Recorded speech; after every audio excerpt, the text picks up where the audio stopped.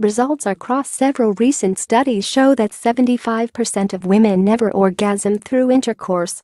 And young women are experiencing orgasm the least. But why? In the information age, where empowering, sex-positive tips are available at the click of a button, we might think the trend would go the other way, but that's not the case. Our barriers to pleasure. 1. We continue to commoditize sex. We've all heard it before, sex sells. So the media continues to sell it, isolating the orgasm from its context in advertising. A successful advertisement doesn't sell an object, it sells access.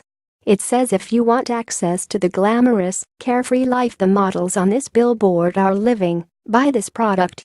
If you want access to satisfying sex, you need this thing. So, satisfying sex, specifically orgasm, becomes something we associate with a desirable aspirational lifestyle. And if your sex isn't satisfying, if you aren't having orgasms day and night, it's because you're lacking in some other way. You haven't earned access to this pleasure. When the idea of orgasmic potential is tied to the question of being adequate or successful, it becomes a source of self-doubt and stress. Talk about unnecessary performance anxiety. 2. We think hooking up is helping us discover pleasure, but it's hurting. Social media and dating apps like Tinder contribute to making hookup culture more and more socially normative. While these apps are wonderful tools through which to expand the dating pool and explore sexuality without strings, hookups, for women, at least, don't usually lead to orgasm. The International Academy of Sex Research presented research demonstrating that a woman's chances of reaching orgasm are diminished by half when she's having casual sex as opposed to when she's getting intimate with a committed partner. The reasons behind this include that women are less comfortable telling hookup partners what they want and need, and that men are less invested in pleasing a hookup partner than they would be with a person they're emotionally invested in. There's nothing wrong with hooking up, as long as you come away from the encounter satisfied. 3. Women feel shame about not being able to climax, and men feel shame about not bringing their partners to climax. Results from a qualitative study of young adults by Salisbury and Fisher showed that the most common concern among both women and men is the impact that lack of female orgasm during partner sex has on the male ego. Stress, shame, and guilt are obstacles to mindful presence in every situation, and especially in this incredibly vulnerable context. Instead, both parties become absorbed with the self-critical thoughts in their mind. Stress also kills libido.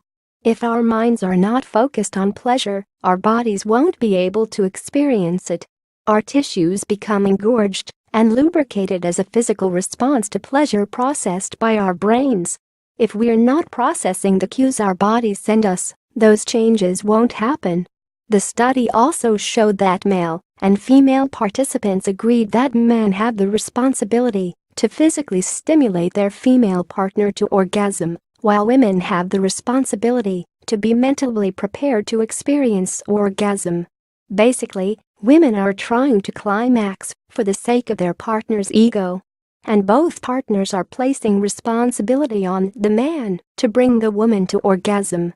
That puts a lot of pressure on both women and men in the bedroom and keeps women from becoming fully sexually empowered. 4. Traditional sex education and porn are opposite ends of the spectrum and don't address the reality of sex.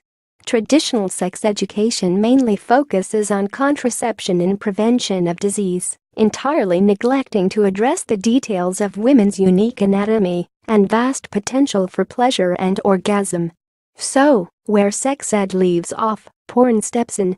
Often, the way young people learn about sex is through pornography, a context in which pleasure is entirely separate from emotional connection and tenderness. If pornography is the only tool someone has to learn about sex, their perception of sex will be fundamentally inaccurate. To move toward a sexually empowered society, where women experience orgasm with the same frequency as men, we need to take the pressure off and make realistic sex education a priority. But it's never too late. Everyone has room to grow and learn more about how to give and receive pleasure.